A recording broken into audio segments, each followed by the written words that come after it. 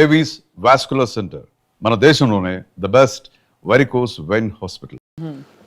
అలా చేసుకుంటూ వచ్చాను. ఈ వచ్చిన క్రమంలో మొదటి నుంచి నేను అక్కడ నాటకాలు పరిషత్తులకు వెళ్ళేటప్పుడు కూడా మరి నేను జాబ్లో ఉండేవాడిని కదా. ఈ వర్క్ అంతా మా చిన్నబ్బాయి చూసేవాడు. చిన్నబ్బాయి అంటే ఇప్పుడు ఆ అమ్మాయిని తీసుకురావాలి, ఆ అమ్మాయిని మళ్ళీ పంపించాలి, అమ్మాయి భోజనం చూడాలి, ఇంట్లోనే ఉండేవాడు. మా ఇంట్లోనే మా మిస్సెస్ను వాడు చూసేవాడు. మరి అట్లా వాడు ఎక్కువ ఇంటర్మీడియట్తో ఆగిపోయాడు. వాడు చదవకుండా వాడు ఒక వేషం వేసేవాడు, వాడు క్యారెక్టర్ చేసేవాడు. అలా వస్తూ నేనేం చేశాను అంటే 2008లో మేము 90లో పెట్టుకున్న సంస్థ శ్రీ సాయి ఆర్ట్స్ కొలకలూరు అని. ఇక అది వాడిని ఎత్తిన పెట్టాను. 2008 నుంచి వాడే డైరెక్ట్ చేసుకుంటూ వచ్చాడు. వాడి దర్శకత్వంలోనే దాదాపు 15 నాటికలు దాకా ఆడాను. 10-12 నాటికలు ఆడాను. నాకు వాడి దర్శకత్వంలోనే నంది అవార్డు తీసుకున్నాను.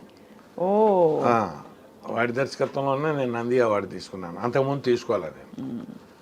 అట్లా వాడేంటంటే వాడికి తెలిసింది నాటకం, ఇక రెండో తెలియదు వాడికి. ఇప్పుడు నేనన్నా అంటే ఇటు వృత్తిపరంగా అకౌంట్స్ తెలుసు నాకు, లేదా సర్వే తెలుసు, డాక్యుమెంటేషన్ తెలుసు, ఇలా చెప్పగలుగుతాం. వాడికి నాటకం తప్ప ఇంకేం తెలియదు. ఏమి తెలియదు. చాలా విశేషం సార్ మీరు ప్రోత్సహించడం కూడా.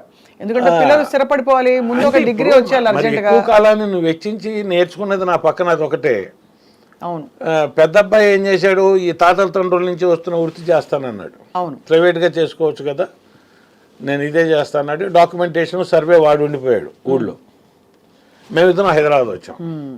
వీడు ఇది నేర్చుకున్నాడు నాతో తిరుగుతూ. మన సోమేశ్వరరావు గారి దగ్గర పనిచేశాడు వాడు, శర్మ గారి దగ్గర, దేశన్ గారి దగ్గర, వీళ్ళందరి దగ్గర ఏవో నాటికల్లో వేషాలు వేస్తూ వచ్చేవాడు. తర్వాత మన కోట్ల హనుమంతరావు గారితో మాయాబజార్ అని ఈటీవీ 2 అది వచ్చేది. అవునవును, అందులో ఎక్కువ ఎపిసోడ్స్ చేశాడు వాడు.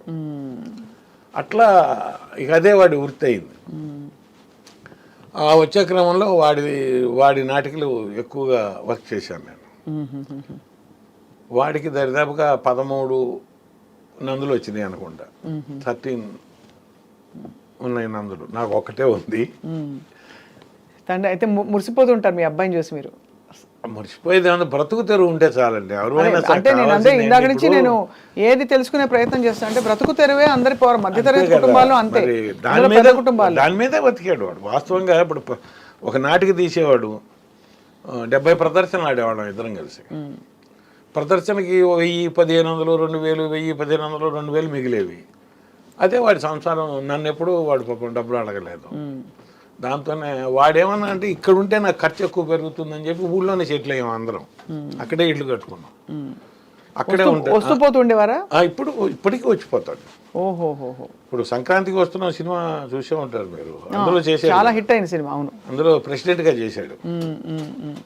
అట్లా కానీ సినిమా ఇండస్ట్రీ మిమ్మల్ని గుర్తించడమో, గుర్తుపట్టడమో, లేకపోతే మిమ్మల్ని వెంటనే తీసుకురావడంలో ఆలస్యం ఎందుకు జరిగింది? అంటే మనం కూడా అప్రోచ్ అవ్వాలి కదా, మనం అవ్వలేదు కదా. ఇప్పుడు వాళ్ళు చూసినప్పుడు మనల్ని పిలిచారు, వాళ్ళకి నచ్చి. ముందు నుంచి మనం అప్రోచ్ అయి ఉంటే మరి పిలిచేవాళ్ళే మనకి తెలియదు. మనం అప్రోచ్ అవ్వలేదు. మన పని మనం చేసుకుంటూ మన నాటకాలు మనం ఆడుకుంటూ ఉన్నాం. ఇప్పుడు మా చిన్నబ్బాయికి కూడా పాపం అనిల్ రావిపూడి గారు 2 సినిమాల్లోనూ వేషాలు ఇచ్చి మంచి వాడు పికప్ అవటానికి ఒక మంచి ఊతం ఇచ్చారు ఆయన బ్రతుకు తెరువుకి. లేకపోతే ఎక్కడొచ్చేది? కరెక్ట్, అంతే కదా. F3లో చేశాడు. అవును. మళ్ళీ ఇప్పుడు సంక్రాంతికి వస్తున్నాలో చేశాడు. 2 వేషాలు కూడా ప్రేక్షకులు బాగా ఎంజాయ్ చేస్తారు. కరెక్ట్. అవును. ఇది మీరు సార్ ఇంద్రగంటి మోహన్ కృష్ణ గారు మిమ్మల్ని ఫస్ట్ అంటే నేను ఈ 2021కి ముందు ఒక 15 సినిమాలు చేశాను. ఇక్కడ ఉంటున్నాను కదా, ఇక్కడ నాటకాలు చేసేటప్పుడు అనే ఒక వేషం ఉంది నువ్వు చెయ్యాలి అంటే. ఇంద్రగంటి మోహన్ కృష్ణ గారు ఏంటంటే మొట్టమొదటి ఫిల్మ్లో నాకు అవకాశం ఇచ్చారు. మన తనికెళ్ళ భరణ్ గారును మోహన్ కృష్ణ గారు పిలిచి కూర్చోబెట్టి ఇందులో చేయాలి రావడం అంటే చేద్దాం సార్ అని చేశాము. గ్రహణం తర్వాత మోహన్ కృష్ణ గారు ఆయన ప్రతి సినిమాలోనూ వేషం ఇస్తూ వచ్చారు నాకు. గోల్కొండ హై స్కూలు, తర్వాత అష్టాచమ్మ, తర్వాత మాయాబజారు. ఆ తర్వాత ఏమైందంటే నేను ఇటు రిటైర్ అయ్యి నాటకాల్లో తిరగటంలో నేను ఆయన్ని కలుసుకొని చేయలేకపోయాను. ఆ తర్వాత మళ్ళీ రీసెంట్గా ఆ అమ్మాయి గురించి మీకు చెప్పాలో చేసాము ఆయన దగ్గర. ఎలా సార్ అంటే ఇప్పుడు ఈ రంగస్థలం నుంచి టీవీ నుంచి సినిమాకి వచ్చాక ఇప్పుడు జీవితం బాగుందనిపిస్తుందా, హాయిగా ఉందనిపిస్తుందా? అంటే అంత కష్టం ఉండదు కదా మీకు? కష్టం ఉండదండి, హాయిగానే ఉంటుంది. ఎందుకంటే ఇప్పుడు ముఖ్యంగా బ్రతుకు నడిచిపోతుందండి ఇక్కడ. బ్రతుకు నడిచిపోతుంటే కష్టం కూడా సుఖంగానే ఉంటుంది. అవును అవును అవును.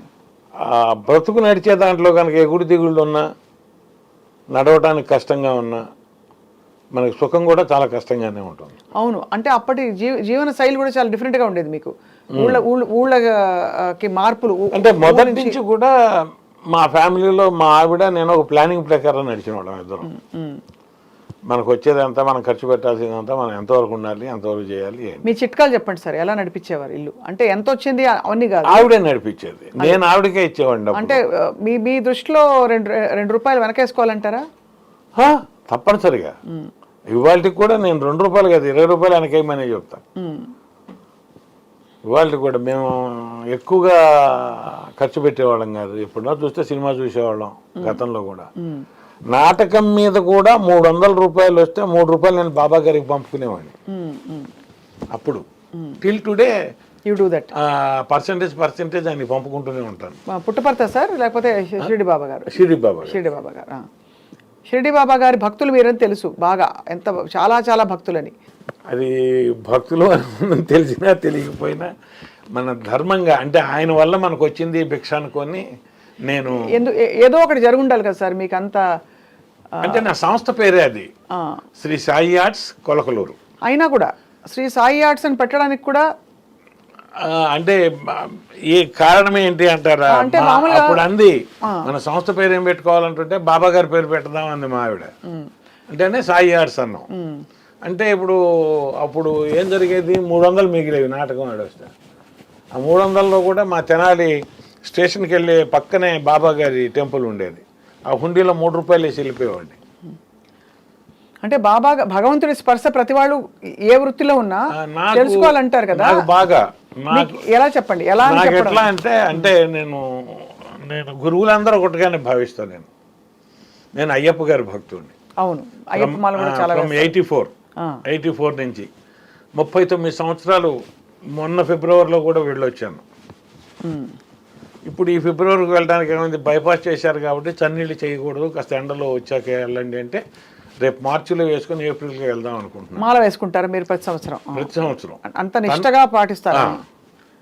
అదే నాకు భిక్ష అన్నం పెట్టింది ఈ స్వామి. అన్నదాన ప్రభువే శరణం అయిపోయి నాకు అంత నమ్మకం. అయితే ఏంటంటే బాబా గారు కూడా ఒక గురువే కాబట్టి మేము ఆయనకి పంపుకోవటానికి అలవాటు పడిపోయాను మొదటి నుంచి. బాబా గారి గురించి మీకు ఏమైనా అనుభవాలు అయ్యాయా? అంటే చాలామంది చెప్తారు, ఇలా నేను అనుకున్నాను జరగదు ఇంకా అని అనుకుంటున్న సమయంలో ఒక అవన్నీ ఈయన రూపంలో జరిగాయి మాకు. అయ్యప్ప గారు రూపం, అయ్యప్ప స్వామి రూపంలో. చెప్పాలి అంటే మీకు 84లో వేసుకున్నాక 94లో నేను అనుకున్న పైకెక్కుతూ నేను వెళ్ళి మరి ఎవరిని అడగలేను. మా అత్తయ్యలు ఉండేవాళ్ళు ఇద్దరు, వాళ్ళు అడుగుతుండేవాళ్ళు, ఏరా నువ్వు నాటకాలు వేయటమైనా టీవీలో కనిపించేది ఏమైనా ఉందా అని. మరి వాళ్ళందరూ ఇట్లా అడుగుతున్నారు, నన్ను ఎట్లా చేస్తావో తెలియదు, నాకు టీవీలో చేయాలని ఉంది, టీవీలో నాకు అవకాశాలు ఇప్పించు. అయితే నేను వెళ్ళి అడగటానికి ఇక్కడున్నాను నేను, అవేమో ఎక్కడో ఉన్నాయి, ఎవరి ద్వారా అడిగిస్తావో నాకైతే తెలియదు, నా చేత పని చేయించుకున్న వాళ్ళు ఎవరు నాకు డబ్బులు ఎగ్గొట్టడానికి వీల్లేదు, నా ఉద్యోగం పోకూడదు అన్నీ. ఓకే, కొండెక్కుతూ అదే ఇరుముడితో కొండెక్కుతూ అనుకున్నాను.